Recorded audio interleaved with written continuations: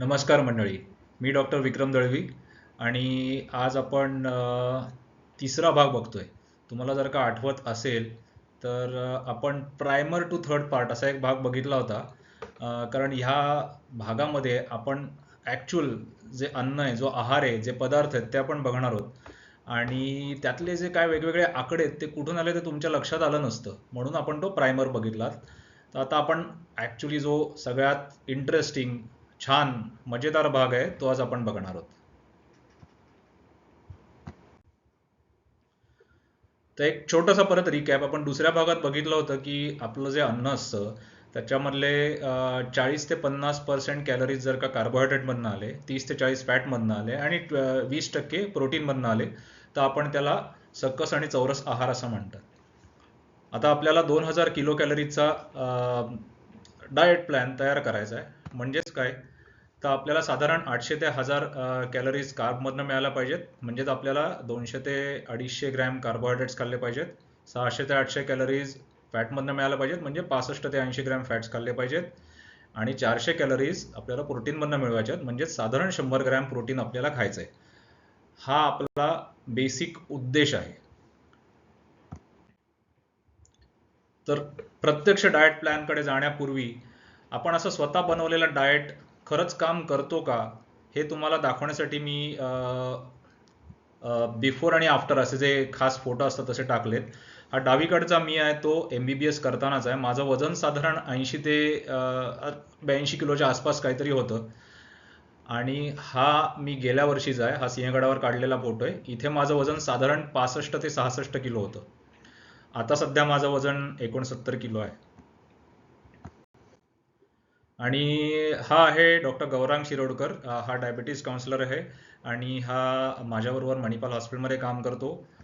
हा साधारण 8 वर्षापूर्वीचा गौरांग आणि हा सध्याचा गौरांग. तर तुम्हाला हे बघून तरी विश्वास बसावा की आपण स्वतः तयार केलेला डाएट हा काम करू शकतो.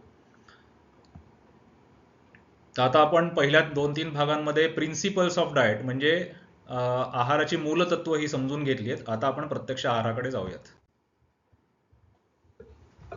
आता सगळ्यात पहिल्यांदा, हे तुम्हाला आत्तापर्यंत कोणी सांगितलं नसेल, पण सगळ्यात पहिल्यांदा आपण कॅल्शियम देणारं अन्न किंवा आहार सगळ्यात पहिल्यांदा बघणार आहोत.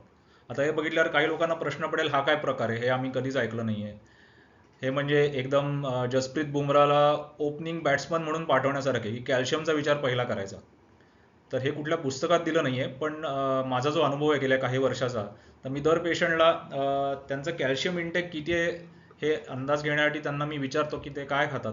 आणि असं माझ्या लक्षात येतं की 99% लोक पुरेसं कॅल्शियम अन्नातनं मिळवत नाहीत. त्याचा सोपा उपाय आहे की तुम्ही गोळी खा. पण गोळ्यांचा प्रश्न काय, दर गोळीवर तुम्ही कमीत कमी 15 ते 16 रुपये खर्च करता. त्याने काही काही लोकांना बद्धकोष्ठता म्हणजे कॉन्स्टिपेशन होऊ शकतं आणि त्यांनी आपल्या रक्तवाहिन्या कडक होतात की नाही ह्याच्याबद्दल कॉन्ट्रोवर्सी आहे. त्याच्यावर अजून क्लिअर कट उत्तर मिळालं नाहीये. पण कॅल्शियम टॅबलेट घेण्याचे तोटे असू शकतात, प्लस ते खर्चिक आहे, त्याची काय गरज. आणि आपण कॅल्शियमसाठी जे अन्न खाणार आहोत त्यातनं आपल्याला प्रोटीन, फॅट, कार्बोहायड्रेट म्हणजे आपलं पोषण तर मिळणारच आहे, तर त्याचा विचार पहिला का नाही करायचा. तर अशा प्रकारे आपण पहिला कॅल्शियमचा विचार करणार आहोत. रोज आपल्याला 1000 मिलीग्रॅम कॅल्शियम लागतं. आता एवढं मिळवण्यासाठी काय खायला पाहिजे. आता सुरुवात करताना मी सांगतो की माझी आजची गरज जी आहे ती 2000 किलो कॅलरीची आहे. त्यामुळे मी हा माझा प्लॅन तयार केलेला आहे. आणि तो प्लॅन कसा तयार केला हे तुम्हाला समजलं की तुम्ही तुमचा प्लॅन तयार करू शकणार आहात. तर आपण पहिलं कॅल्शियम बघूयात. आपल्याला अन्नातनं कमीत कमी 700 मिलीग्रॅम कॅल्शियम मिळवायचं आहे, म्हणजे कॅल्शियमकडे लक्ष देऊन. आणि बाकी पदार्थांना थोडं थोडं करून आपण 1000 पर्यंत सहज जाऊ शकतो.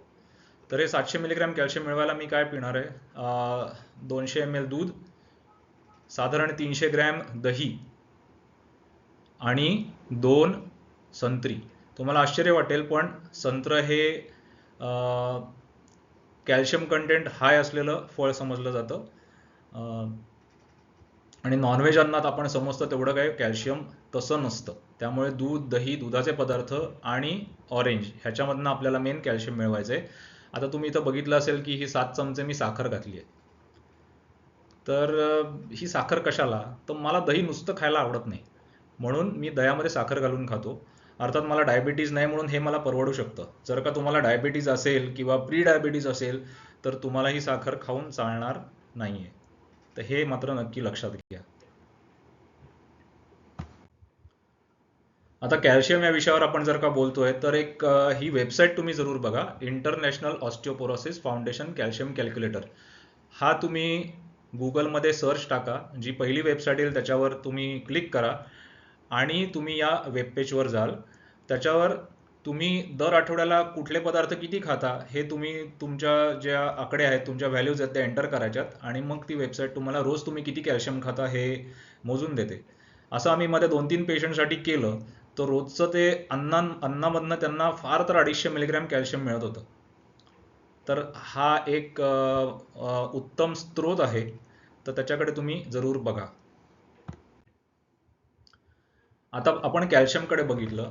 दुसरं आता आपण बघणार आहोत food I want to eat, मला ते आवडतं म्हणून. ठीक आहे.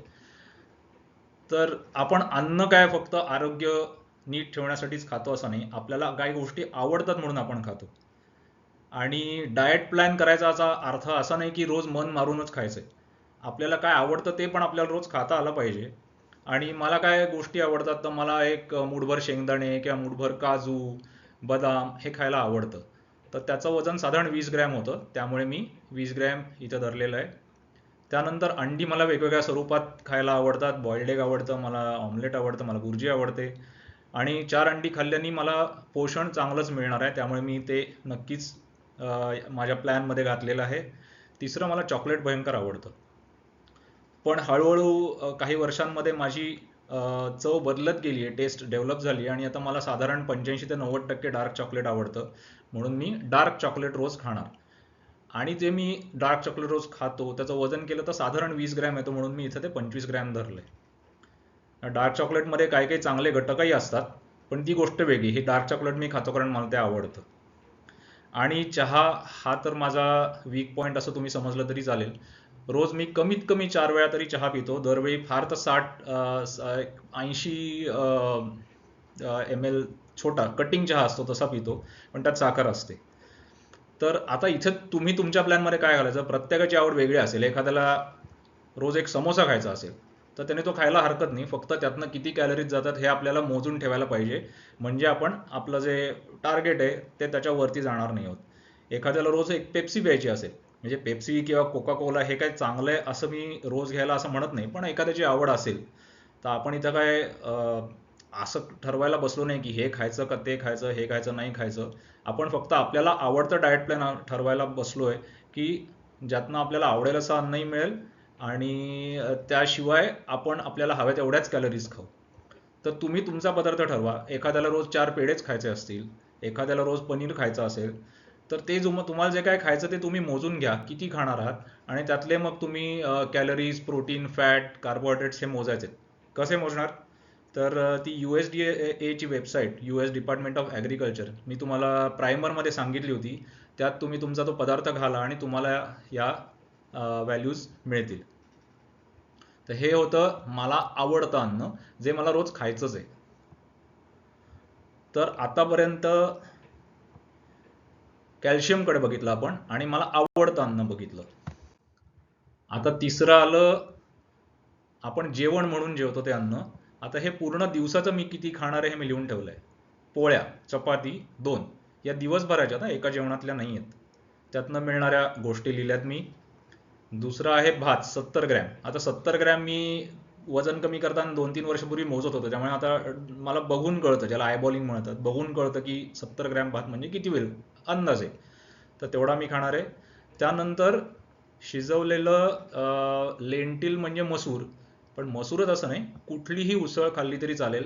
आपल्याला लक्षात काय घ्यायचं आहे की शक्य असेल तर ती मोड आलेली पाहिजे आणि त्याचं टर्फल हस्क म्हणतात ते काढलेलं नसलं पाहिजे, कारण त्या टर्फलामध्ये फायबर्स आणि बाकी बऱ्याच गोष्टी असतात. आणि एक भाजी तो रोज पाहिजेच. पालक असेल तो उत्तम, किंवा कुठलीही हिरवी भाजी खाल्ली तरी चालेल. ती साधारण 100 ग्रॅम खाणार आहे. इथं तुम्ही बघितलं कुक्ड लेंटिल हे मी 1 कपामध्ये मोजले. तर प्रत्यक्ष लेंटिल म्हणजे मसूर किंवा उसळ त्याचे जे दाणे असतात ते 1 कप झाले पाहिजेत. आता त्यात तुम्ही ती प्रत्यक्षात उसळ बनवताना पाणी किती घालता आणि मसाला किती घालता ही वेगळी गोष्ट आहे. पण जे प्रत्यक्ष मटेरियल आहे ते 1 कप दाणे ते पाहिजे, तरच आपल्याला पुरेसं न्यूट्रिशन मिळणार आहे. तर हे झालं दिवसभराचं अन्न. दिवसाला 2 पोळ्या, सगळी जेवणं मिळून ना, ब्रेकफास्ट लंच डिनर सगळं मिळून 2 पोळ्या, 70 ग्रॅम भात, 1 कपभर प्रत्यक्ष उसळीचे दाणे, साधारण 100 ग्रॅम कुठली तरी एक भाजी, हे मेन जेवण झालं. तर आतापर्यंत कॅल्शियम, आवडतं अन्न आणि जेवण हे बघता आपले किती झालेत? 1670 कॅलरीज झाल्यात, 83 प्रोटीन झालंय, 68 फॅट झालंय आणि 195 कार्ब झालेत. आणि आपल्याला गरज काय आहे हे मी इथे परत एकदा लिहिलेलं आहे. सो थोडं आपल्याला अजून काही कॅलरीज भरून काढायचे आहेत. आता आले स्नॅक्स. मध्ये आपण टाइमपास म्हणून खातो. म्हणजे मी बऱ्याचदा हॉस्पिटलमधनं संध्याकाळी घरी आलो आणि मला व्यायामाला जायचं असेल तर मध्ये 1-2 तास असतात, तेव्हा मला काहीतरी खावंसं वाटतं. तेव्हा मी नेहमी चीजचा 1 किंवा 2 स्लाइस खातो, ज्याच्यामध्ये प्रोटीन, फॅट आणि कॅल्शियम चांगलं मिळतं, आणि 2 केळी खातो. मगाशी तुम्ही बघितलं की मी 2 संत्री खाणार आहे रोज, कारण मला त्यातनं कॅल्शियम मिळणार आहे, आणि इथं 2 मी केळी खाणार आहे, कारण त्यात मला व्यायामासाठी पुरेशी ऊर्जा पाहिजे, एनर्जी पाहिजे आणि कार्बोहायड्रेट्स पाहिजेत. तर त्याच्यासाठी मी 2 केळी व्यायामाच्या आधी खातो. तर हे झाले माझे स्नॅक्स. तर आता आपण जवळजवळ आपल्याला हव्या तेवढ्या कॅलरीज खातोय, अजून पूर्ण झाल्या नाही आहेत. मी जर का 1800लाच अडकलो तर माझं वजन हळूहळू कमी होईल, ते मला नको आहे. प्रोटीन बऱ्यापैकी पुरेसं झालेलं आहे, फॅट ठीकठाक झालं आहे, आणि कार्बोहायड्रेट पण व्यवस्थित झालेत. मग आता उरलेलं कसं भरून काढायचं? तर मग आलं प्रोटीन सप्लिमेंट. तर मी अनफ्लेवर्ड प्रोटीन सप्लिमेंट एक पावडर घेतो. मी काय तुम्हाला ब्रँड सांगत नाही, कारण ब्रँडशी आपल्याला फार बोलायचं नाही आहे. तर अर्धा स्कूप घेतलं, आणि ते मी तुम्हाला कॅल्शियमसाठी दूध सांगितले, त्या दुधामध्ये मी ते अनफ्लेवर्ड पावडर आणि 10 ग्रॅम म्हणजे एक मोठा चमचा गुलकंद घालून त्याचा मिल्कशेक करून मी रोज पिणार आहे. तर ह्यातनं मला उरलेलं प्रोटीन, उरलेलं फॅट जे दुधातनं येणार आहे, आणि त्या बाकी सगळ्या गोष्टी मला ह्यातनं मिळणार आहेत. तर आता तुम्हाला लक्षात येईल की हा प्रश्न मला बऱ्याचदा पेशंट विचारतात, मित्र विचारतात की मी प्रोटीन सप्लिमेंट किती घ्यायला पाहिजे. तर ह्याच्यासाठी आपण केलेल्या सगळ्या स्टेप तुम्हाला करायचे आहेत, की तुम्ही जे काय सगळं अन्न खाताय त्यातनं तुम्हाला प्रोटीन किती मिळतं हे शोधून काढायचं आहे. आणि ते जर का पुरेसं नसेल तरच प्रोटीन सप्लिमेंटचा विषय त्याच्यात येतो. तर आता मला साधारण एक 8 ग्रॅम प्रोटीन कमी पडत होतं, म्हणून मी फक्त अर्धा स्कूप प्रोटीन सप्लिमेंट घ्यायचं असं ठरवलंय. ते सुद्धा मी रोज घेईन की नाही सध्या तरी मला खात्रीने सांगता येत नाही, पण प्लॅन तर आहे. तर आता 2000 पैकी 1950 कॅलरीज झालेल्या आहेत. 100 ग्रॅमच्या की 106 ग्रॅम, जरा जास्तच प्रोटीन झालंय, पण हरकत नाही. मला काय आजार नाही आहे मोठा, त्यामुळे थोडं जास्त प्रोटीन खाल्लं तर हरकत नाही. फॅट 80 पेक्षा थोडं कमी झालंय, चांगली गोष्ट आहे. आणि कार्बोहायड्रेट बरोबर 250 ग्रॅम झालेत.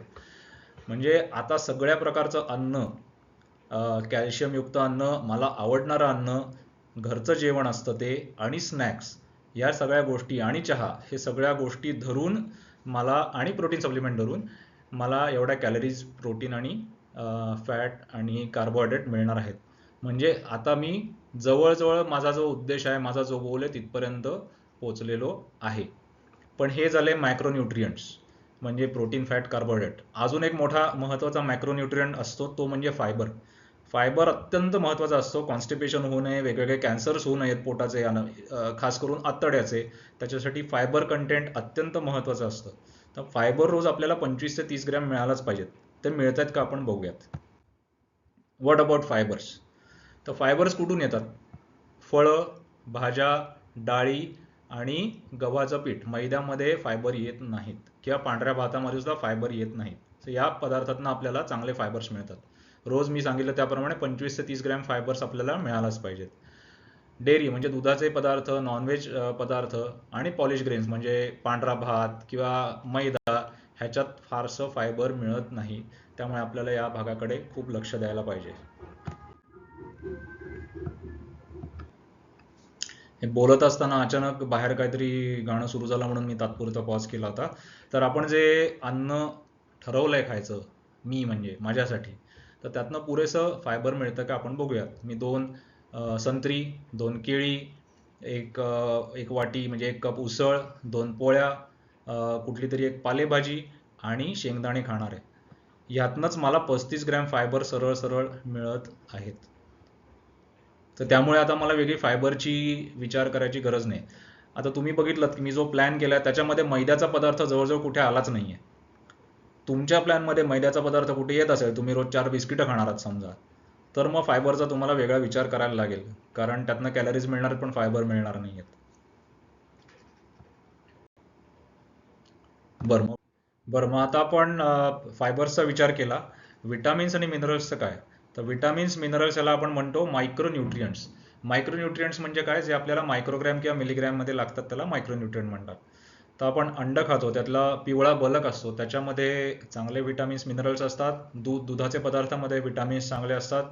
हिरव्या पालेभाज्यांमध्ये उत्तम प्रमाणात विटामिन्स मिनरल्स मिळतात. अ, उसळी ज्याचं टर्फल काढलं नाही आणि ज्यांना मोड आलेत त्याच्यामध्ये उत्तम विटामिन्स मिळतात. आणि फळांमध्ये विटामिन्स मिनरल्स फायबर्स तर असतातच. तर त्याच्यामुळे आपण जर का वेगवेगळे पदार्थ आपल्या आहारात ठेवले तर आपल्याला विटामिन्स मिनरल्सची पण कमतरता पडणार नाहीये.